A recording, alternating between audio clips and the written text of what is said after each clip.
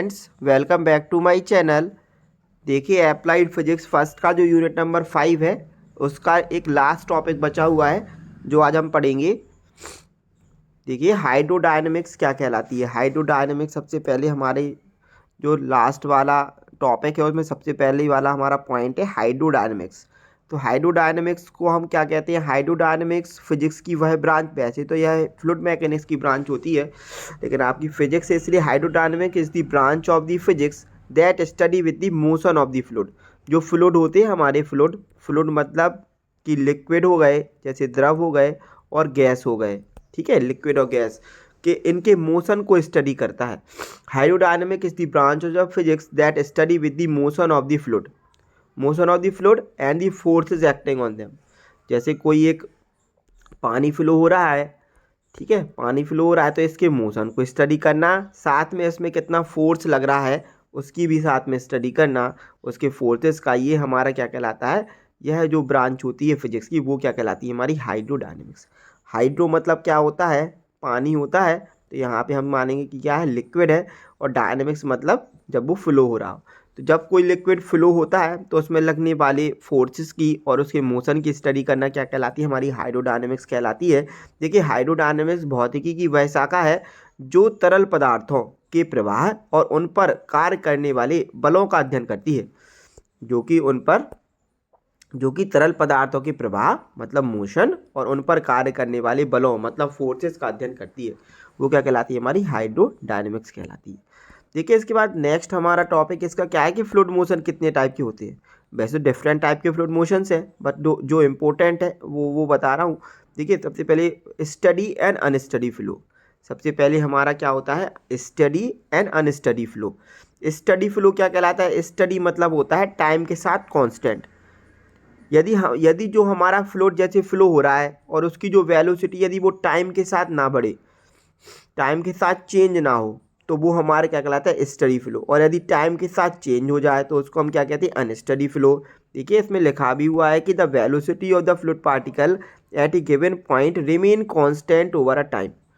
Time के respect में जो हमारी वेलोसिटी है फ्लूइड की वो यदि कांस्टेंट रहे तो वो हमारा क्या कहलाता है? स्टडी फ्लो कहलाता है। और यदि टाइम के साथ वो चेंज होती रहे उसकी वेलोसिटी, तो वो ही हमारा क्या कहलाता है? अनस्टडी फ्लो कहलाता है। जैसे एग्जाम्पल से अच्छी समझ में आ जाएगा कि water flowing through air smoothly in a river. यदि एक रिवर है तो रिवर में जो पानी है वो यूनिफॉर्म वेलोसिटी के साथ फ्लो हो रहा है समय के साथ भी, तो वो हमारा क्या कहलाएगा? Steady flow. अब जैसे अगर हम समुद्र की बात करें तो समुद्र में ज्वार भाटे आते हैं, पानी एक बार आता है तेज गति से के साथ, फिर पीछे जाता है, आता है और फिर पीछे जाता है।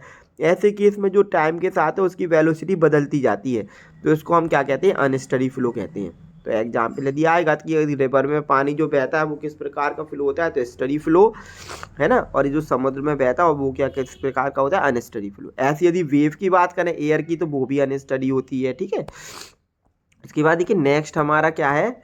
Laminar and turbulent flow. Laminar flow क्या कहलाता है? जब जो हमारा फ्लूइड है वो एक व्यवस्थित मैनर में फ्लो होता है, जैसे कि लेयर्स के फॉर्म में, जैसे एक लेयर गई फिर दूसरी लेयर फिर तीसरी लेयर चौथी लेयर, ऐसे स्मूथली यदि फ्लो हो रहा है तो उसको हम क्या कहते हैं कि वो क्या हमारा कौन सा कहलाता है? Laminar flow. टर्बुलेंट फ्लो में क्या कहलाता है? पानी जैसे जिग जैग मैनर में फ्लो हो, यदि जिग जैग मैनर में ऊबड़ खाबड़ जैसे अगर फ्लो हो पानी, है ना, तो वो हमारा क्या कहलाता है?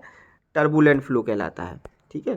देखिए, smooth orderly motion with parallel layers of the fluid is known as laminar flow. इसमें जो लेयर्स होती हैं वो कैसी हैं? एक दूसरे के पैरेलल फ्लो होती हैं। इसकी विस्कोसिटी कम होती है क्योंकि अच्छे ढंग से ये फ्लो होता है मैनर में। इसकी वेलोसिटी भी कम होती है क्योंकि स्मूथली फ्लो होता है। जबकि यदि हम देखें कि यदि किसी पहाड़ से नीचे की तरफ पानी गिर रहा है तो वो कैसे जिग जैग, जैसे कोई रिवर है, रिवर से सीधे स्मूथली पानी बह रहा है तो वो लैमिनार फ्लो कहलाता है। यदि झरने से अगर ऊपर से एकदम से पहाड़ी से एकदम से नीचे गिर रहा है पानी, तो नीचे क्या इरेगुलरली फ्लो करेगा, उसमें उसको हम क्या कहते हैं? टर्बुलेंट फ्लो कहलाते हैं। जैसे इरेगुलर, देखो इसमें लिखा भी हुआ है कि जैसे irregular and irregular motion with eddies and swirls high velocity के साथ और हाई रेनॉल्ड नंबर के साथ फ्लो होता है, उसको हम क्या कहते हैं? टर्बुलेंट फ्लो कहते हैं, ठीक है। जिग जैग मैनर में फ्लो होता है वो हमारा टर्बुलेंट फ्लो कहलाता है। देखिए उसके बाद एक होता है हमारा कंप्रेसिबल और इनकम्प्रेसिबल। कंप्रेसिबल फ्लो वो फ्लो होती हैं जिनकी डेंसिटी चेंज होती है ना, जब उनमें फोर्स लगाया जाए, प्रेशर लगाया जाए तो उनकी डेंसिटी क्या चेंज हो जाए तो वो कंप्रेसिबल फ्लो कहलाती है, जैसे एयर हो गया। इनकम्प्रेसिबल फ्लो जैसे क्या, यदि हम उनमें प्रेशर लगाएं तो उनकी फ्लूइड की डेंसिटी है वो कांस्टेंट ही रहे, जैसे वाटर के केस में वाटर क्या होता है, एक इनकम्प्रेसिबल फ्लो होता है। आएगा आपके क्वेश्चन में कि वाटर किस प्रकार का फ्लो है, तो इनकम्प्रेसिबल फ्लो होता है, जबकि एयर कैसी होती है, कंप्रेसिबल फ्लो होती है। उसके बाद देखो जो इधर लैमिनार और टर्बुलेंट फ्लो है, इसके लिए एक टर्म होता है रेनॉल्ड नंबर। रेनॉल्ड नंबर की वैल्यू निकालनी पड़ती है rho V D upon mu formula से, जहाँ पर रो क्या होता है डेंसिटी, वी वेलोसिटी है ना, डी डायमीटर, म्यू होता है डायनामिक विस्कोसिटी। इसकी वैल्यू लगा के हम निकालते हैं रेनॉल्ड नंबर। रेनॉल्ड नंबर के बेस पे हम क्लासीफाई करते हैं कि फ्लो क्या है, लैमिनार है कि टर्बुलेंट है ना। इसके बारे में अभी आगे पढ़ते हैं, दिया गया है आगे। देखिए अब स्ट्रीम लाइन क्या कहलाती है। स्ट्रीम लाइन कहलाती है कि यदि कोई लिक्विड फ्लो हो रहा है, ठीक है, कोई लिक्विड क्या हमारा फ्लो हो रहा है, यदि हम उसका कोई एक पॉइंट पकड़ लें, उसका यदि हम कोई एक बिंदु ले लें, एक बिंदु जैसे हमने इस पे एक पॉइंट ये मान लिया कि ये बिंदु है, अब ये पार्टिकल कहाँ कहाँ जा रहा है, क्या पाथ फॉलो कर रहा है, इसी को हम क्या कहते हैं, स्ट्रीम लाइन कहते हैं। देखो it represent the path followed by the fluid particle. यदि हम एक फ्लूइड पार्टिकल ले लें और फिर ये कैसा पाथ फॉलो कर रहा है स्टडी कंडीशन में, स्टडी फ्लो कंडीशन में, इसको हम क्या कहते हैं, स्ट्रीम लाइन कहते हैं। ये हमारी क्या कहलाती है, स्ट्रीम लाइन। मतलब ये जो रेड कलर की बन रही है ये हमारी क्या हो जाएगी, स्ट्रीम लाइन। जैसे हमने कोई दूसरा पार्टिकल ले लिया, यदि उसकी यदि हम पाथ को फॉलो करें तो वो भी उसका क्या होगा, स्ट्रीम लाइन होगा, ठीक है। उसके बाद देखो रेनॉल्ड्स नंबर क्या कहलाता है। Reynold number is a dimensional less number होता है, ठीक है, इसकी कोई डायमेंशन नहीं होती है रेनॉल्ड नंबर की। It use to predict the flow behaviour of the fluid whether it will be a laminar, turbulent और ट्रांजिशनल फ्लूइड। रेनॉल्ड नंबर हमें क्या बताता है कि फ्लो कैसा है, लैमिनार है, टर्बुलेंट है कि ट्रांजिशनल है, दोनों के बीच में है। इसका फॉर्मूला देखो लिखा हुआ है R equal to rho V D upon mu होता है। रेनॉल्ड नंबर यदि 2000 से कम होता है, रेनॉल्ड नंबर इसकी वैल्यू निकालेंगे, यदि 2000 से कम होगा तो क्या होता है, लैमिनार है ना। यदि 4000 से ऊपर होता है तो कैसा होता है, टर्बुलेंट, और 2 से 4 के बीच में होता है तो ट्रांजिशनल फ्लो होता है, ठीक है, ये याद रखना है वैल्यू, तो ऑब्जेक्टिव में आ सकती है। उसके बाद देखिए कंटिन्यूटी इक्वेशन क्या कहलाती है। देखो कंटिन्यूटी इक्वेशन के ऊपर वीडियो ऑलरेडी डल चुका है, एफएम वाली प्लेलिस्ट में है, फ्लूइड मैकेनिक्स की प्लेलिस्ट में कंटिन्यूटी इक्वेशन वहाँ अच्छी तरह समझाई गई है, उसको आप आसानी से समझ सकते हैं। साथ में जो बर्नौलीज इक्वेशन है इसके ऊपर भी वीडियो डला हुआ है, तो दोनों को आपके स्टेटमेंट है, दोनों को पढ़ लेना है। देखिए कंटिन्यूटी इक्वेशन क्या कहलाती है कि यदि किसी पाइप में से, ठीक है, यदि कोई फ्लूइड फ्लो हो रहा है, इधर से एंटर किया 1 पॉइंट में और 2 पॉइंट में एग्जिट किया, तो इन दोनों केस में यदि मास है जॉन, मास इसका वो क्या रहता है, कांस्टेंट। देखो जो कंटिन्यूटी इक्वेशन होती है उसमें क्या होता है, मास फ्लो रेट जो होता है वो क्या होता है, कांस्टेंट होता है। यदि it state that mass of an incompressible fluid remain constant as it flows through the system. यदि किसी सिस्टम में से कोई फ्लूइड फ्लो हो रहा है और फ्लूइड कैसा है, इनकम्प्रेसिबल है, तो ऐसे केस में जो उनका टोटल मास फ्लो रेट होता है वो क्या होता है, कांस्टेंट होता है।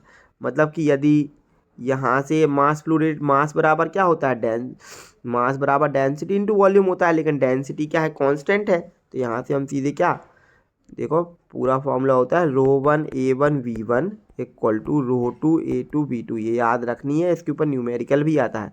अब क्योंकि इनकम्प्रेसिबल फ्लूइड है तो डेंसिटी कांस्टेंट रहेगी, तो रो 1 और रो 2 बराबर रहेगा, तो ये कट जाएगा। तो इधर से हमारी इक्वेशन क्या आती है, A1 V1 बराबर A2 V2।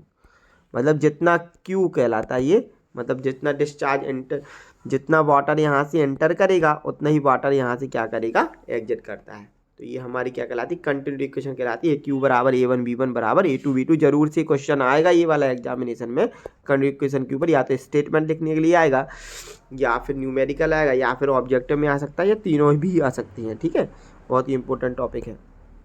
उसके बाद देखो बर्नौलीज इक्वेशन क्या कहलाती है। जैसे वहाँ पे total mass flow rate constant होता है, इस केस में total energy per unit volume constant रहती है। यदि कोई फ्लूइड एंटर कर रहा है, इनकम्प्रेसिबल फ्लूइड यहाँ से 1 1 से एंटर किया और 2 2 से निकल गया, तो जहाँ से एंटर और एग्जिट पे रहेगा टोटल एनर्जी क्या रहती है, कांस्टेंट रहती है। देखो लिखा भी हुआ है कि Bernoulli theorem state that for an ideal fluid, मतलब इनकम्प्रेसिबल फ्लूइड रहेगा, non viscous study fluid, the total energy per unit volume remain constant along A streamline. ठीक है, स्ट्रीमलाइन नहीं भी लिखोगे तो चल जाएगा कि total energy per unit volume at the entry equal to total energy per unit volume at the exit for a ideal fluid. ठीक है, ऐसा लिख सकते हैं। इसके लिए देखो इक्वेशन याद रखनी है, इक्वेशन इसकी क्या होती है, P upon rho G plus V square upon 2g plus GZ1 बराबर क्या होता है, कांस्टेंट। ये सारे वीडियो डले चुके हैं ऑलरेडी फ्लूइड मैकेनिक्स के। अगर आपको यहाँ से ज़्यादा अच्छा और ज़्यादा डिटेल में पढ़ना है तो आप वहाँ जाके देख सकते हो प्लेलिस्ट में, फ्लूइड मैकेनिक्स की, मैकेनिकल थर्ड सेमेस्टर में ही।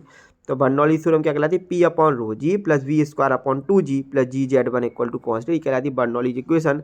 Total energy per unit volume at the entry equal to total energy per unit volume at the exit for a streamline. ठीक है, फॉर एन आइडियल फ्लूइड के लिए incompressible होना चाहिए। ठीक है, ये होता है। ठीक है, तो ये आपका यूनिट नंबर 5 कंप्लीट हो गया है। अब यूनिट नंबर 6 के कुछ क्वेश्चंस जरूर से डाले जाएंगे अभी वीडियो में आगे, है ना, क्योंकि पढ़ते ही पेपर अच्छे से आप जितनी भी प्लेलिस्ट है पूरी फिजिक्स की पढ़ लीजिए, आराम से आएंगे उसी में से क्वेश्चन। बाकी कुछ क्वेश्चन कॉन्सेप्ट के ऊपर आते हैं, तो कॉन्सेप्ट याद रखना है किसके ऊपर आ रहा है, उसी का रीजन लिखना है।